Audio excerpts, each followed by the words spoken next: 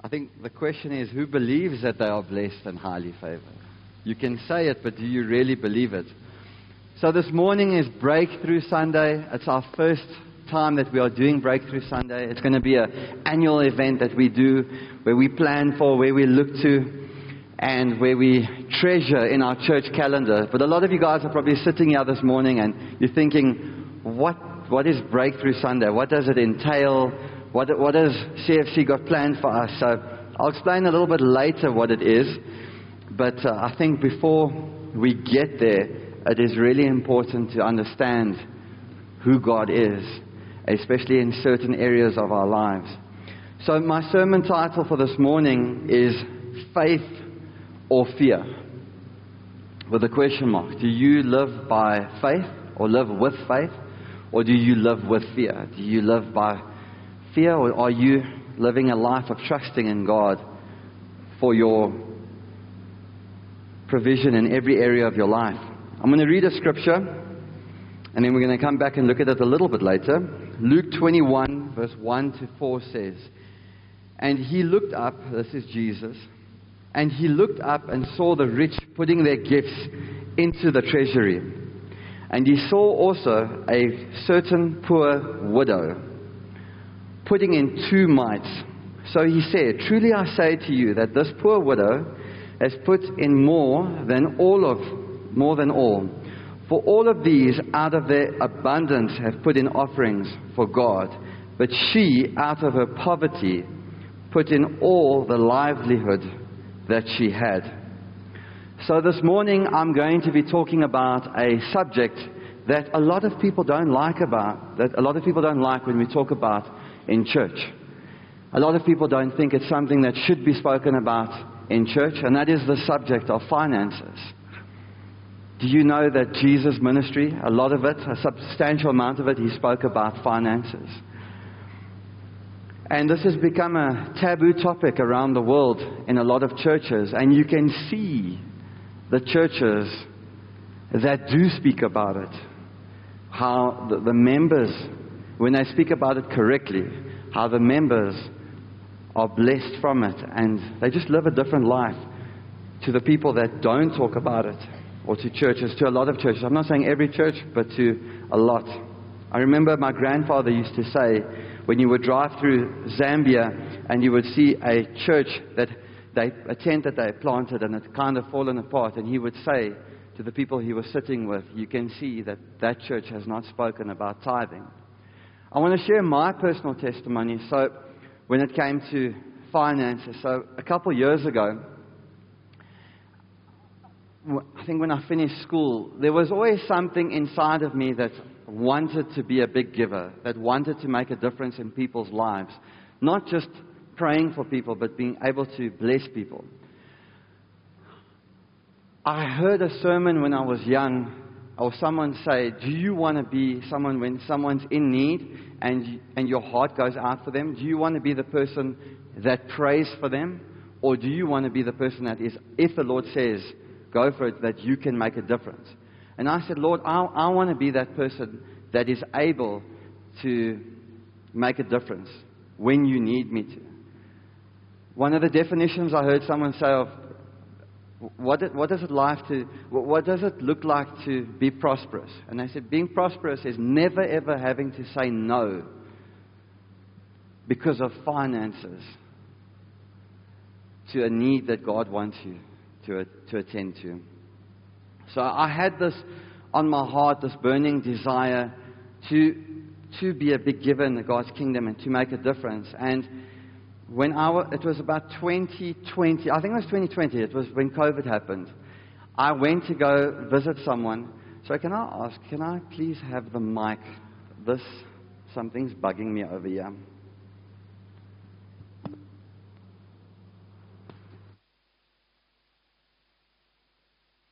Two, 1, 2. So I just want to disconnect this.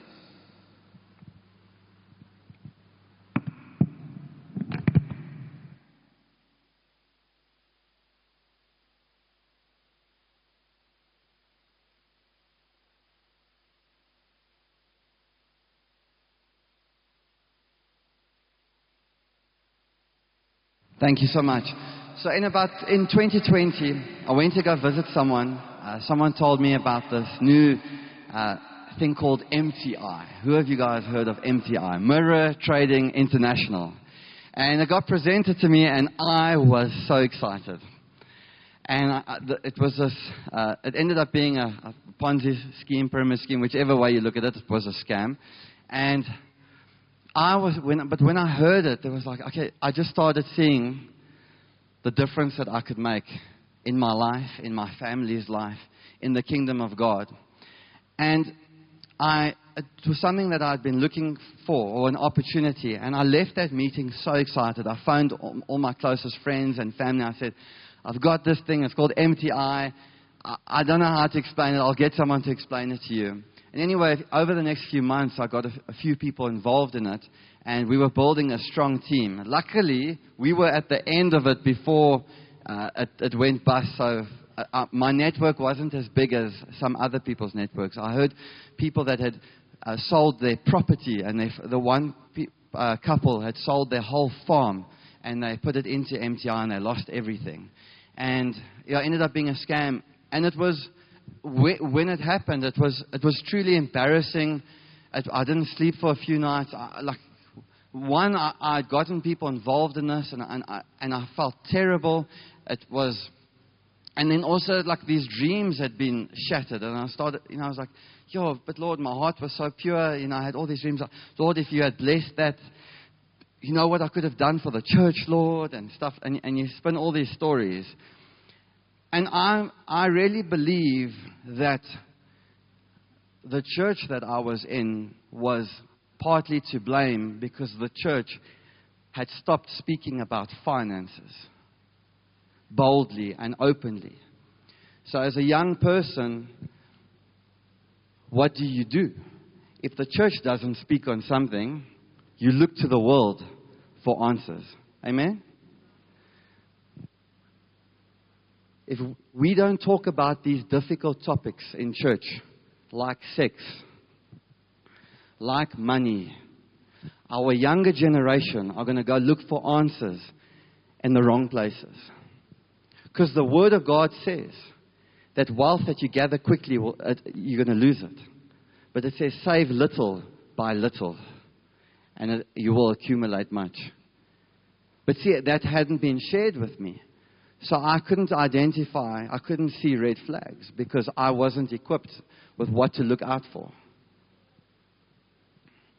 And I'm not saying I don't love this church. This church taught me many things, but it did avoid the topic of finances during those years. We were scared of offending people. Just because something has been abused does not mean it's evil.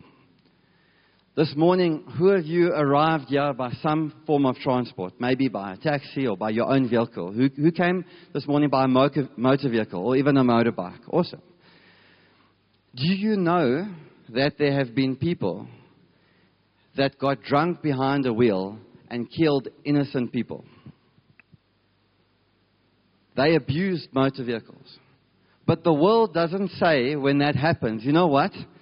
Motor vehicles are evil, so we are going to ban all motor vehicles from the road and we will go back to the way we used to do things and we're going to walk. No, we don't do that. But now there are churches that have tried to manipulate people, and because of that, a large portion of the Christian church has said, no, talking about finance is evil because some people have abused it. Talking about finances is not evil, but when churches try and manipulate people about finances for their personal gain, that is evil.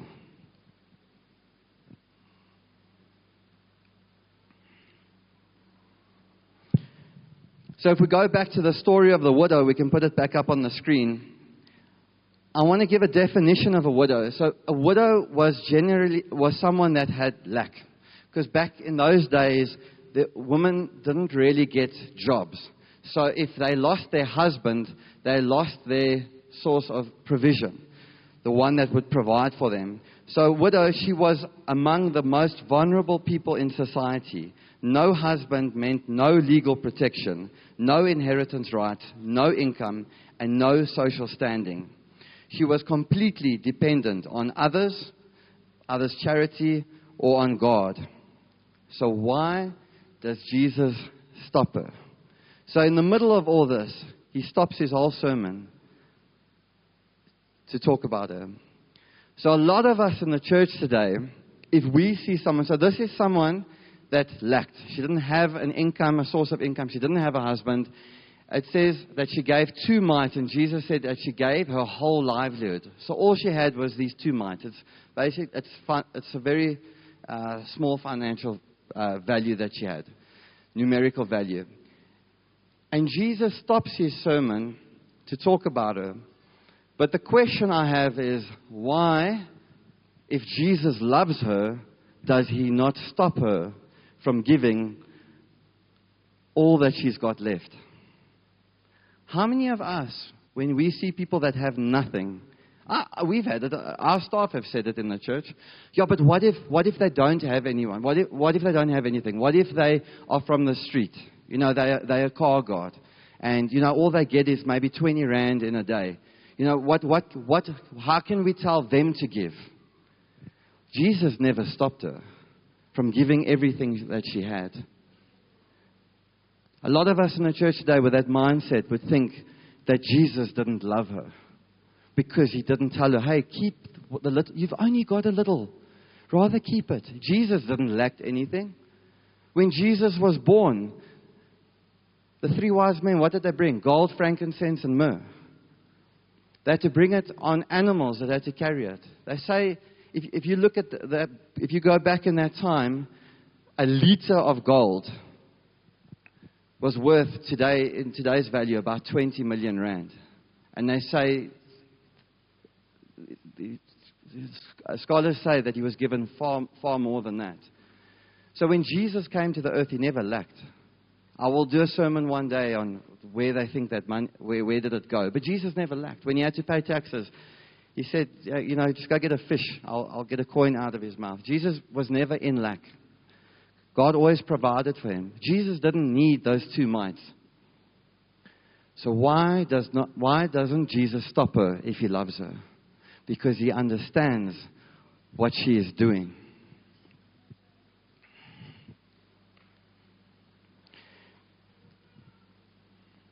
There is no way she leaves and dies poor. She leaves with the sovereign blessing of Jesus.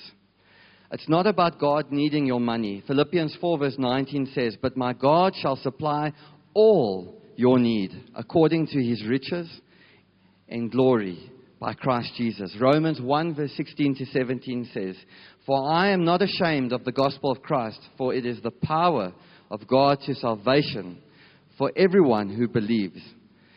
For the Jew first and also for the Greek. For in it, the righteousness of God is revealed from faith to faith. As it is written, the just shall live by faith. Now, faith is not boasting in your own ability. When Jesus recognizes certain people, when they come to him and he says, your faith, your faith has healed you, or because of your faith, every time it was people coming to him and recognizing that they cannot do it in their own strength. They needed Jesus to come through for you. Another thing I want to ask you is, what I heard, it was brilliant, it blew my mind, is faith is not just believing that God can do it for others, but believing that he can do it for you as well. You know, so many times we pray and we believe that God still does miracles. But do you believe that he will come through for you as well? Do you have that personal faith? And it says the just shall live by faith. So faith is when people recognize that they don't have the ability. So we choose to trust in God. Romans 10 verse 17 says, so faith comes from hearing. That is, hearing the good news about Christ. What is faith? Hearing the good news about Christ. When we start to fix our eyes on Jesus. Jesus who came to the earth, it was not so that we could just have spiritual blessings. He came to give us spiritual blessings and physical blessings. Any person who stands behind a pulpit and says God's desire for you is not to be blessed is coming against Scripture. They should be challenged. Why do they possess anything? If someone says that, a pastor says that, and they give a gift to their child, they should be challenged and say, why are you stealing the glory from God, of God, when you give that child? God it's in His heart for us to be blessed. If we think we have to be poor to resemble the glory of God, we are looking for the truth in the wrong places. Just think about it yourself. When you see someone on the corner of the street begging, when you see those parents and they're there begging with their children and they get their children to beg, what begins to stir up in your heart? You start to have compassion. You start to feel sorry for them.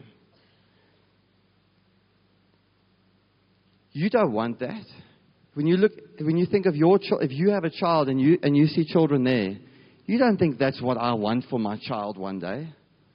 You don't say, Lord, let me put my children there so they can give glory to my household. Your instinct is to save them. We think thoughts of, I want to make a difference. I wish I could make a difference in their lives. If that is our natural instinct, how much more does God want to bless us? If we feel sorry or compassion stirs up for people that are struggling, how much more does God not want that to happen over our lives?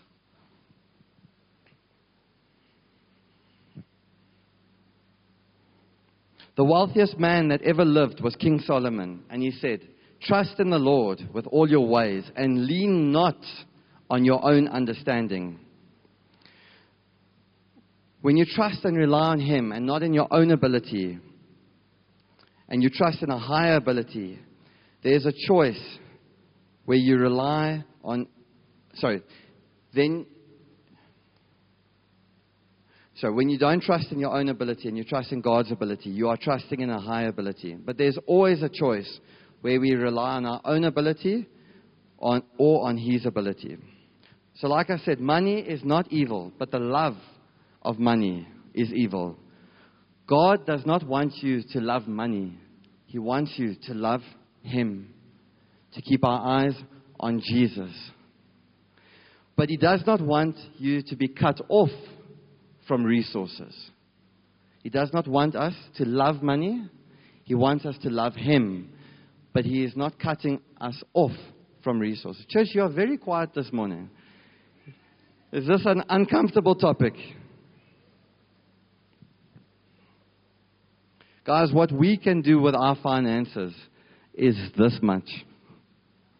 What God can do is so much more.